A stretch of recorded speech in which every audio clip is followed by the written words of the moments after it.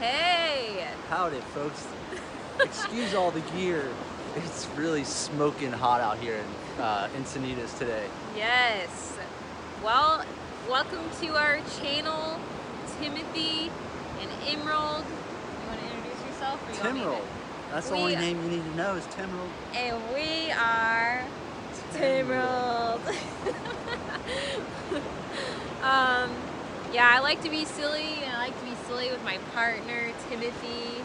We're engaged. If you didn't already know that, if you're seeing this video in our channel for the first time. We're engaged, we're engaged, we're engaged, we're engaged, we're engaged, we're engaged, we're engaged, we're engaged. 5 tips for running a business together. Running a business, yeah, okay. In a relationship. In a So, relationship. tip number 1. Tip number 1. Communicate. Communication. Yeah, communication is a good one.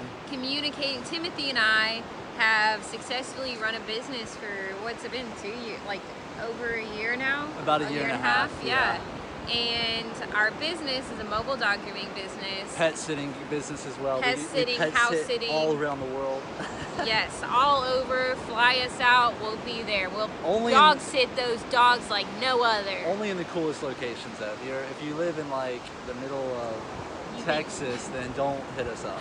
Well, we did dog sit in Plainville, Georgia, so although let me back up.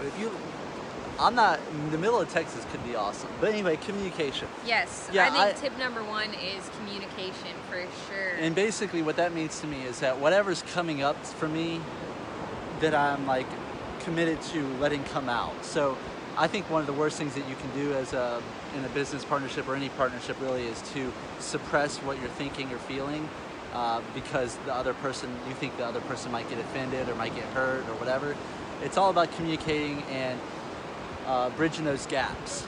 And Timothy and I have worked in such a small space, like a horse trailer meant for probably really one person, but we do it together. And I think the biggest thing, yeah, is just communicating always. Like sometimes it might seem like too much, but when we're working in such a small proximity is to really communicate just about everything that's going on in there. Like, hey, I'm setting this up. Hey, I'm doing this. And also at the end of our workday is kind of going over what went really well and what didn't go so well, so we can upgrade our next experience together. Okay, number 2. Tip number 2 is say what you want. When you want something, let it be heard, especially to the person that you're working with / doing life with. Gotta let your desires to be heard. And I would encourage, to be in agreement upon that. Yeah, and also, yeah, just like not being attached to it too. Right. So there might be something that just I have felt in the past, like where I needed to just share that, and it doesn't have to go that way within our business, but sharing and expressing my needs, wants, desires, and letting that be known of how we could maybe get to those things. Yep. So ask for what you want, don't be attached to it. Number 3, I would say is list out what it is that you feel like your strong points are. It's like, so what are you good at, Emerald? Wow. Whoa. What are you good at? What am I good at? And go over those. Have like a dinner chat. It's like, do we both agree that this is what you're good at, this is what I'm good at? Where are your strengths? Because there might be something like, for instance, in our dog grooming business, I like really love getting the water warm for some reason in the heater, but Emerald, she does that often because she thinks it just needs to be done, but it wasn't until I expressed it to her like, hey, I want to do the water, at least sometimes, that she's like happy to give that over to me. So communicate what you think you're really good at.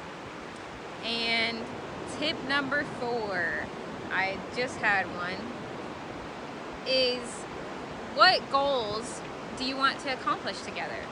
What's something that you could set for a weekly, daily goal for the business? Yes. Like what would you like to strive for within this? Is it really working on customer service and being really kind and speaking to others? Like, Is there something that you want to work on? Is it money? Is there some kind of goal that we want to reach for the week, and how can we get there? And I make think that's the important. goals very possible. I would say lean on the side of breaking the goals down, not just having a yearly or monthly goal, but even a daily or weekly goal.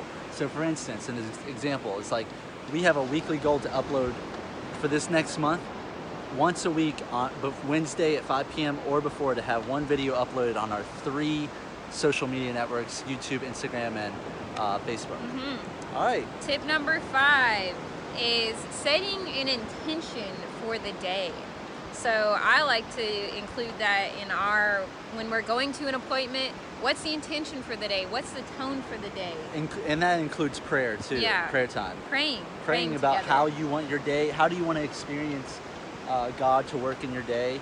I think that's I think that one of the greatest ways to get to know our Creator is by praying on a regular basis, because I think when I feel that God is answering my prayers, I feel like I have this intimate connection with God that really grows my intimacy with, I believe, the Creator.